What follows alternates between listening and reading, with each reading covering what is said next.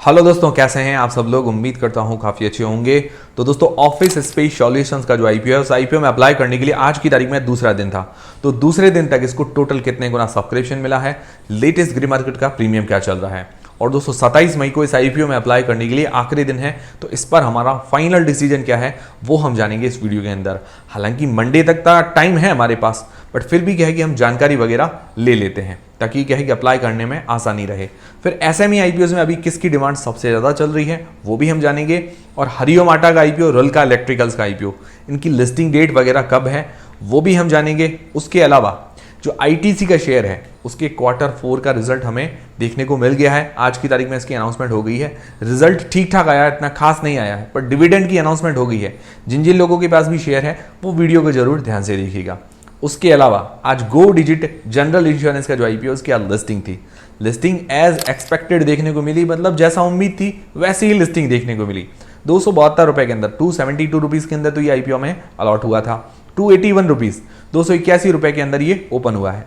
ठीक है, मतलब उम्मीद तो जीएमपी, लास्ट जीएमपी तो 10% के आसपास बता रही थी कि भाई 10% के आसपास खुल सकता है, बट क्या है कि ओपन हुआ 3 से 4%, मतलब 495 रुपए जैसा हमें एक लॉट पर फायदा देखने को मिल गया। मतलब 9 रुपए जैसा एक शेयर पर फायदा देखने को मिला। ठीक है, बुरी लिस्टिंग नहीं है, मतलब कंपनी इतनी भी अच्छी नहीं थी कि भाई इतनी बम्पर लिस्टिंग हो। जैसी उम्मीद थी वैसी लिस्टिंग देखने को मिली। फिर 314 रुपए तक इसने हाई बनाया, मतलब 314 रुपीज़ तक ये हाई जाके आया। ठीक है, मतलब 14 से 15% जैसा प्रॉफिट देखने को मिल गया।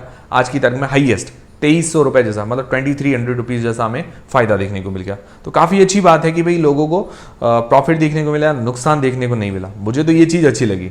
हालांकि कंपनी में इतना दम नहीं है, बट क्या है कि एंकर लिस्ट वगैरह अच्छी थी, विराट कोहली जैसे बड़े नाम थे, इस कारण क्या है कि कंपनी की जो ग्रे मार्केट के अंदर डिमांड थोड़ी बहुत बन रही थी और वैसा हमें लिस्टिंग देखने को मिल गई। आप लोगों ने क्या किया है, इसको होल्ड करके बैठे हैं या सेल कर दिया है, वो मुझे कमेंट करके ज़रूर बता दीजिएगा। और बाकी लिस्टिंग डे स्ट्रैटेजी वाला वीडियो वगैरह और रिव्यू वाला वीडियो देख लीजिएगा ताकि आपकी हेल्प हो जाएगी फ्यूचर में आपको क्या करना है, तो वो वाला वीडियो जरूर देख लीजिएगा।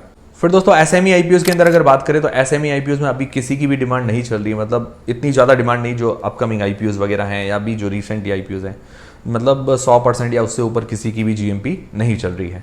हाँ, अभी 2 आईपीओ थे, हरिओम आटा और रलका इलेक्ट्रिकल्स। इनकी जो लिस्टिंग है वो कल है, कल मतलब 24 मई 24 मई को इसकी लिस्टिंग हमें देखने को मिल जाएगी।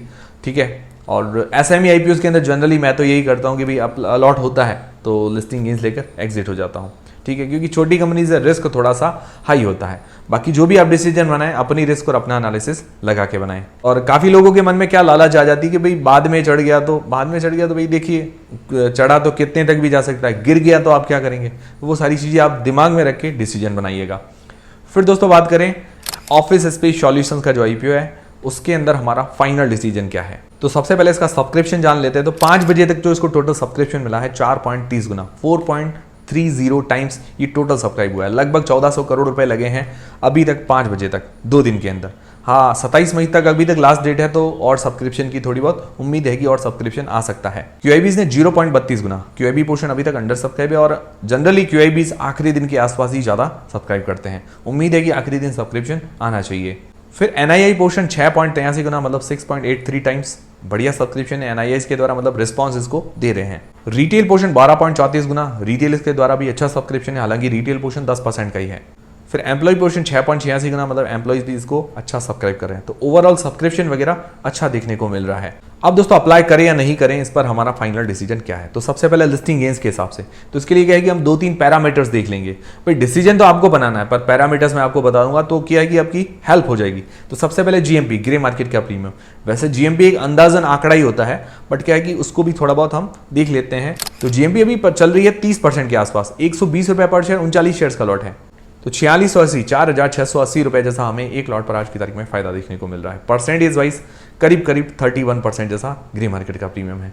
डिमांड अभी ठीक है, जीएमपी ठीक है, बट इसके पूरे भरोसे नहीं रहना चाहिए। दूसरा पैरामीटर है एंकर लिस्ट। एंकर लिस्ट उसके अंदर एफआईआई, फॉरेन इंस्टीट्यूशनल इन्वेस्टर्स, कुछ बड़े नाम शामिल है। म्यूचुअल फंड के अंदर एसबीआई को छोड़ के सारे बड़े नाम लगभग इसमें शामिल है। भाई एचडीएफसी, आईसीआईसीआई, एक्सिस है, तो सारे ये जो बड़े बड़े नाम हैं वो शामिल है। तो एंकर लिस्ट बढ़िया कह सकते हैं, लगभग 7.5 आउट ऑफ 10 इसकी रेटिंग दे सकते हैं। पर्सनली मेरे अनुसार मुझे इसकी एंकर लिस्ट अच्छी लगी। उसके अलावा इंश्योरेंस कंपनीज भी शामिल है। तो दूसरा पैरामीटर भी बढ़िया है लिस्टिंग गेंस के हिसाब से। तीसरा है सब्सक्रिप्शन। सब्सक्रिप्शन भी इसको अच्छा मिल रहा है, रिस्पॉन्स वगैरह अच्छा मिल रहा है, ओवरऑल ये फुल्ली सब्सक्राइब हो चुका है। हालांकि और ज़्यादा सेफ्टी देखनी है तो आखिरी दिन क्या है कि 27 मई को QIBs का आप सब्सक्रिप्शन देखिए, 2-2:30 बजे के आसपास कैसा सब्सक्रिप्शन आता है। अगर ज़्यादा सब्सक्रिप्शन आता है तो क्या है कि और ज़्यादा सेफ्टी हो जाती है कि भाई लिस्टिंग गेंस थोड़ा मिलने की संभावनाएं बढ़ जाती है। और वो मैं अपडेट आपको दे दूंगा टेलीग्राम चैनल वगैरह पर। तो टेलीग्राम चैनल की लिंक डिस्क्रिप्शन के अंदर, उसको जरूर ज्वाइन कीजिए ताकि छोटा मोटा अपडेट आपको मिलता रहे। उसके अलावा इंस्टाग्राम फ्री में डीमेट अकाउंट वगैरह भी खुलवाना है तो उसकी भी लिंक डिस्क्रिप्शन के अंदर आपको मिल जाएगी।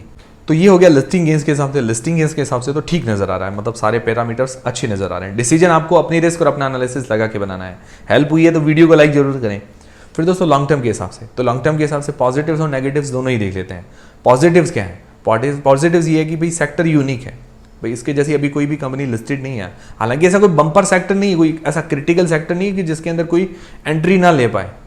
मतलब इसके अंदर अनलिस्टेड प्लेयर तो हैं, भाई किराए पर जो भी देती है, भाई ऑफिस वगैरह, ऑफिस स्पेस प्रोवाइड करवाती है किराए पर, तो ऐसा कोई भी छोटे मोटे प्लेयर भी दे सकते हैं।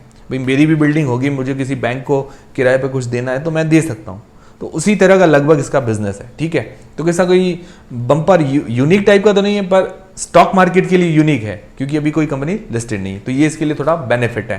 तो ये कंपनी स्पेस सॉल्यूशंस है, मतलब ऑफिस वगैरह के लिए स्पेस सॉल्यूशंस है, या उनके लिए रिलेटेड कोई सर्विसेज वगैरह है वो ये प्रोवाइड करवाती है, जैसे सिक्योरिटी सर्विस है, क्लीनिंग सर्विस है, या मेंटेनेंस सर्विस है, वो भी ये देती है। फिर इसके अलावा फाइनेंशियल्स के अंदर अगर देखें तो एसेट्स रेवेन्यू के अंदर अच्छी ग्रोथ है, ये अच्छी बात लगी, मतलब फाइनेंशियल्स के अंदर। फिर चौथा है इसकी एंकर लिस्ट बढ़िया आई है, एंकर लिस्ट बढ़िया है, इस कारण थोड़ी मजबूती है। फिर नेगेटिव्स क्या है? नेगेटिव्स में ये है कि भाई फाइनेंशियली देखें तो रेवेन्यू एसेट्स के अंदर तो अच्छी ग्रोथ है, पर हर साल ये लॉस जनरेट कर रही है, मतलब प्रॉफिट मेकिंग कंपनी नहीं है। ये भी चल जाता है, बट क्या है कि OFS ज़्यादा है, मतलब डेट भी इसके ऊपर ज़्यादा है, डेट मतलब उधारी भी ज़्यादा है, और क्या है कि नेगेटिव भी है, लगातार लॉस जनरेट कर रही है। बट ये भी चल जाएगा अगर OFS का पोर्शन ज़्यादा है, ऑफर फॉर सेल। अगर कंपनी पर उधारी है, कंपनी हर साल लॉस जनरेट कर रही है, तो फ्रेश इश्यू का पोर्शन ज़्यादा होना चाहिए। जो एग्जिस्टिंग इन्वेस्टर्स हैं, हालांकि मुझे लगता है प्रमोटर्स सेल नहीं कर रहे हैं, पर जो एग्जिस्टिंग इन्वेस्टर्स हैं वो सेल करके निकल रहे हैं, तो फ्रेश इशू का पोर्शन ज़्यादा होता तो क्या होता कि भाई कंपनी अभी उधारी भी चुका लेती और जो ये लॉस जनरेट करी है उसको भी थोड़ा रिकवर कर लेती। हालांकि कंपनी के फ्रेश इशू का पोर्शन है जो कंपनी क्या है कि अपने लिए काम में लेने वाली है और ऑफिस वगैरह या सेंटर वगैरह बढ़ाने वाली है। तो ये कुछ मुझे नेगेटिव्स लगे। बाकी सेक्टर मैंने आपको बताया कि भाई ठीक है, भाई अभी कोई कंपनी लिस्टेड नहीं है, पर ऐसा भी सेक्टर नहीं कि इसके अंदर कोई एंट्री ना ले सके, आराम से एंट्री ले सकते हैं। बाकी ओवरऑल जो मार्केट के अंदर है, ओवरऑल इसकी डिमांड ठीक चल रही है, मतलब लिस्टिंग गेंस के हिसाब से तो ये ठीक नजर आ रहा है। बाकी और ज्यादा सेफ्टी देखनी है तो QIBs का आखिरी दिन का सब्सक्रिप्शन देख लीजिए, उसका मैं अपडेट मैं आपको कहा मैं टेलीग्राम चैनल वगैरह पर आपको दे दूंगा। टेलीग्राम, इंस्टाग्राम फ्री में डीमेट अकाउंट सबकी लिंक डिस्क्रिप्शन के अंदर है, ठीक है। और पर्सनली मैं भी लिस्टिंग गेंस के हिसाब से ही सोचूंगा, और वो भी मैं आखिरी दिन अगर डिमांड होती है तो। ज़्यादा मैं रिस्क लेने का नहीं सोचूंगा, क्योंकि देखिए IPOs आते और जाते रहेंगे, ठीक है। अब किसी में मिलेगा लिस्टिंग गेंस, किसी में नहीं मिलेगा, पर हाँ अच्छी कंपनी होगी तो हम क्या कि उस पर आसानी से लगा सकते हैं कि भाई ये अच्छी कंपनी है, नो डाउट आराम से लगा सकते हैं। पर किसी में डाउट होता है तो ज़्यादा ऐसा कुछ नहीं कि मिस भी हो गया तो कोई ऐसी टेंशन वाली बात नहीं है। जैसे आपने वो डायलॉग सुना कि बस ट्रेन और छोकरी आती, एक आती दूसरी जाती, मतलब एक जाती दूसरी आती है, तो IPO भी एक जाएगा दूसरा आएगा, तो टेंशन लेने वाली ऐसी कोई बात है नहीं। तो ये चीज़ भी क्लियर होगी। आप लोग क्या करेंगे कि SIPO में अप्लाई करेंगे नहीं करेंगे, मुझे कमेंट करके बता दीजिएगा।